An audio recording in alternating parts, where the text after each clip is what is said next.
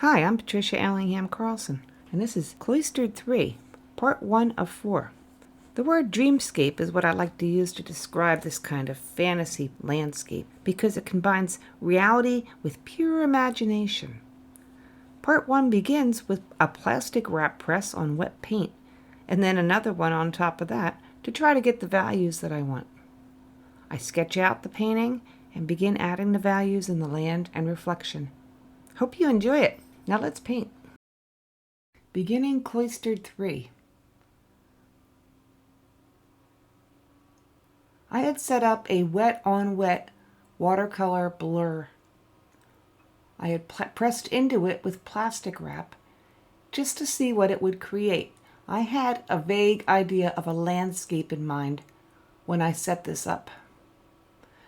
The end result was very pretty in color, but it didn't do anything to inspire me to take it further.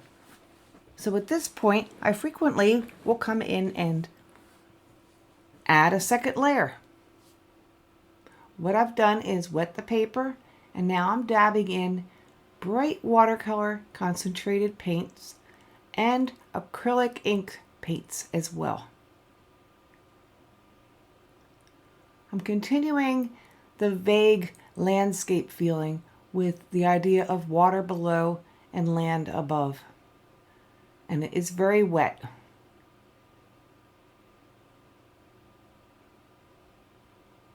I'm using a lot of very brilliant colors. And I really don't know how it's going to come out. But I do know it's a very cool and interesting way to start a painting because you get combinations and all kinds of different shapes and forms that you probably would not come up with by yourself trying to paint them. And then it's fun to play around with what you do come up with.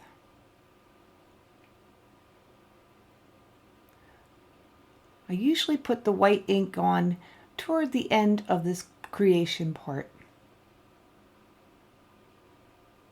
And I allow it to mix right on the paper, just as I'm doing with the other colors. Plastic wrap can actually be formed into shapes if you wish. But I'm laying it on the very, very wet paper.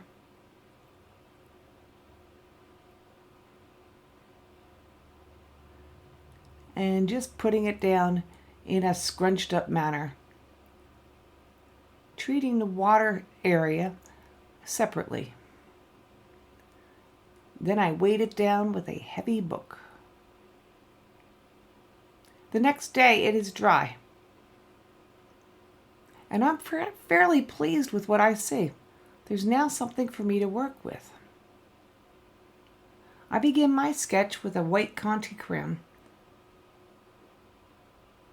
which is a slightly firmer version of a white pastel, a little more waxy, but it still erases very easily. So I can lay out my compositional ideas. And if I don't like what I lay out, I could erase them.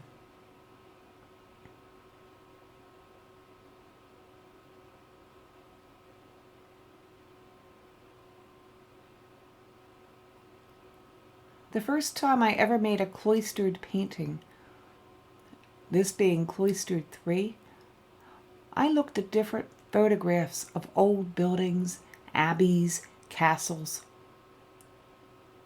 to get architectural ideas, and then sketched them in. This is a dreamlike fantasy type of painting. And yet, to have it look the way I picture it, it has to have some basis in reality.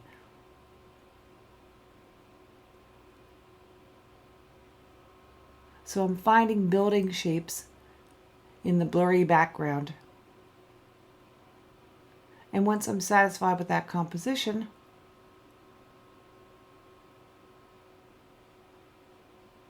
I will begin to paint.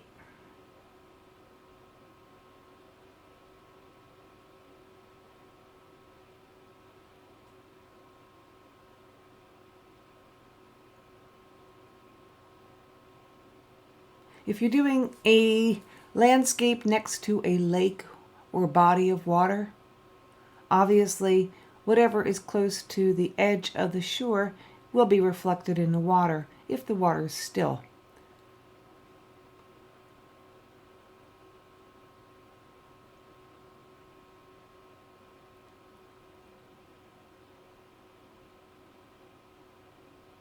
So I'm pulling in the reflecting lines from the forms I'm finding in the background.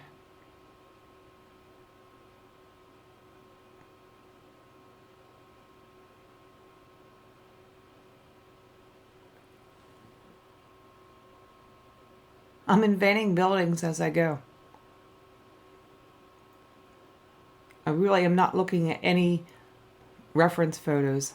I'm just finding things that look like they could be possible and sketching them in to try them out. And sometimes they work and sometimes they get erased.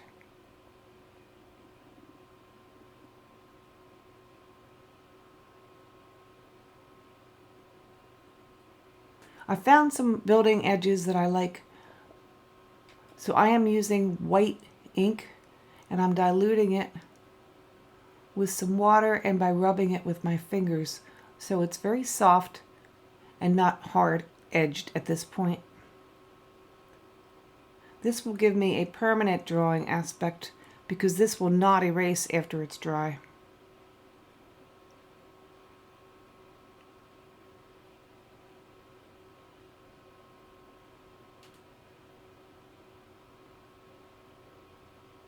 I'm establishing a light source so that just one side of the inner window is lit up. And I'm working on a tower on the far left, and that will have one side more lit up than the other. The very insubstantial, blurry forms gain some solidity when I begin to add the opaque white ink. And you could see this building start to emerge.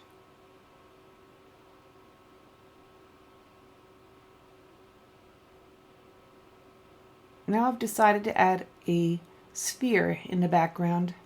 Whether it's the moon or something else, I don't even know. But I thought it looked like an interesting light source to try. So I'm marking it out also with the white ink.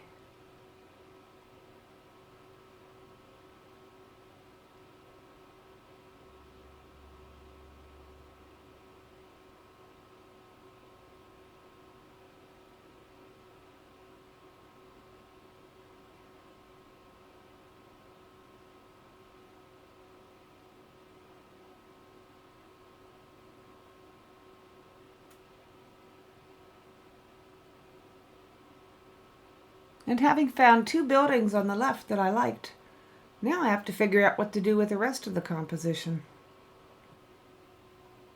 I've figured out many of the building forms, and now I'm beginning my darks. This is a dark watercolor that I'm using. And I'm using it to add some substance and some dimension to the buildings and the background that I'm working on, as well as to the shoreline. Painting the dark right next to the lighter side of the building on the left allows the building to come forward. So this is a tree form I'm putting in.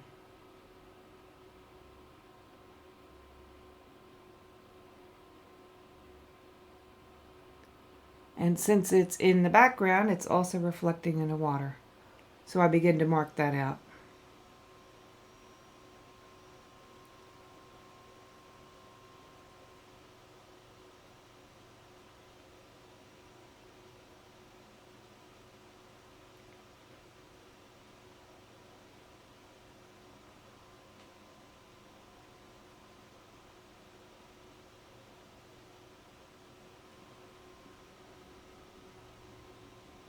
And I've decided that the brownish forms in front of the house are going to be rocks.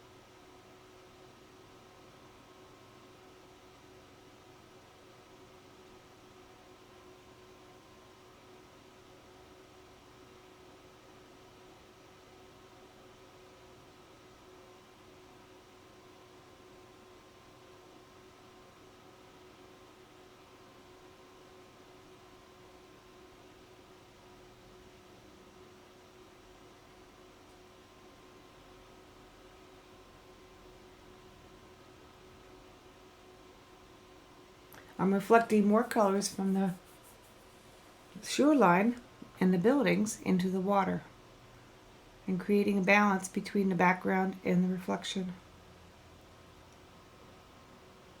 When you use the acrylic inks on the paper and everything gets so very wet, the colors do fade substantially. So I have to go back and add a number of glazes of color to get them as dark as I want.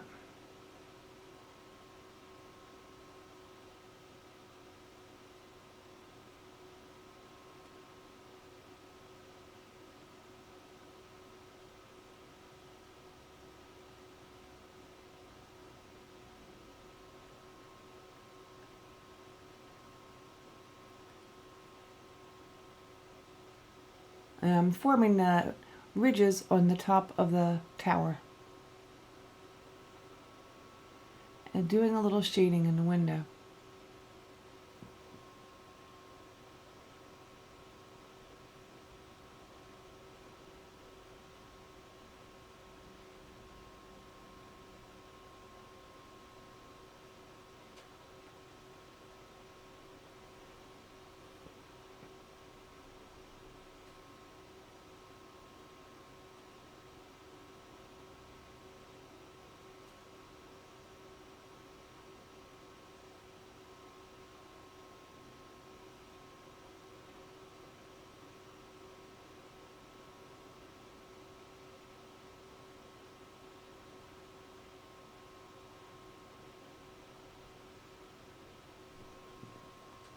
This painting is evolving very slowly, but it's also doing what it needs to do, and I'm allowing it to just sort of dictate the direction by how it looks. But there are many, many, many small adjustments and readjustments in this kind of work because I'm sort of relying on instinct more than any kind of photograph that I can see. I'm now developing the right side of the picture, finding a small cottage hidden amongst the trees and leaves, and bringing out two-part structure of a main building with yellow and blue. I'm trying out a triangular roof, and I don't think that one lasts. Locating a door.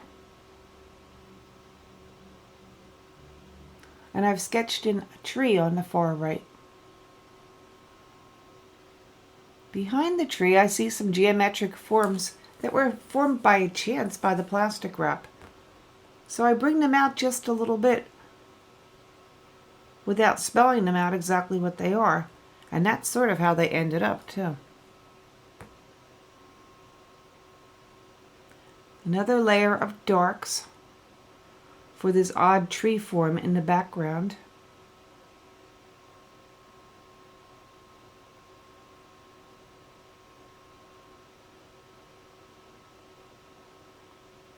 And you know, it's a point. You'll find if you put your acrylic ink on very, very thickly without diluting it with water, then you can't paint on top of it with watercolor after it's dry. And that's why I always dilute it with water, because I like to work with watercolor afterwards.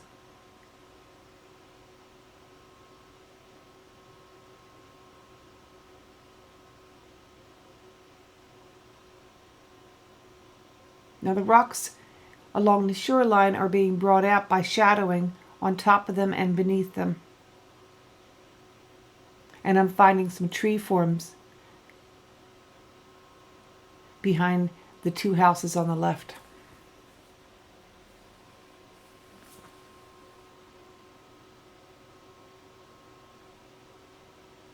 And those dark colors cause the lighter buildings to stand out. Putting in another white tree. And bringing out my white tree on the right.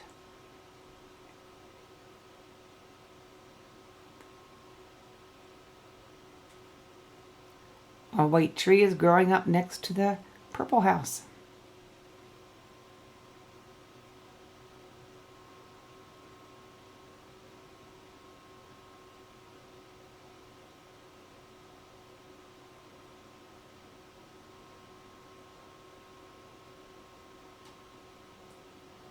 And at first I make the tower coming down into the water.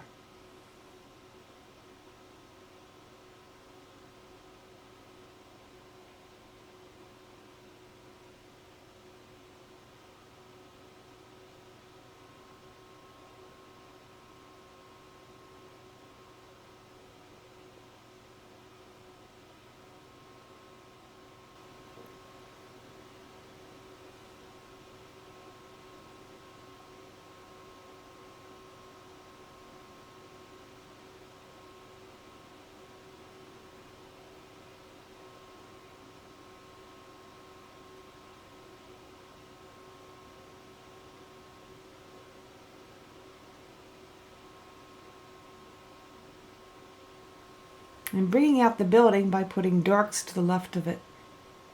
And so the yellow building begins to stand out more.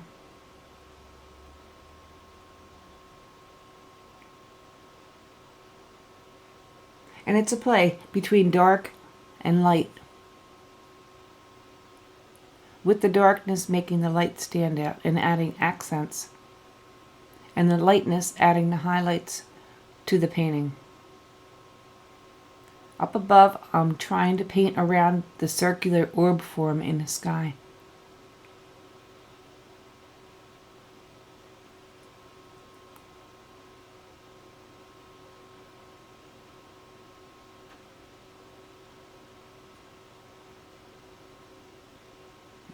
And adding some leaves around the tree on the right side.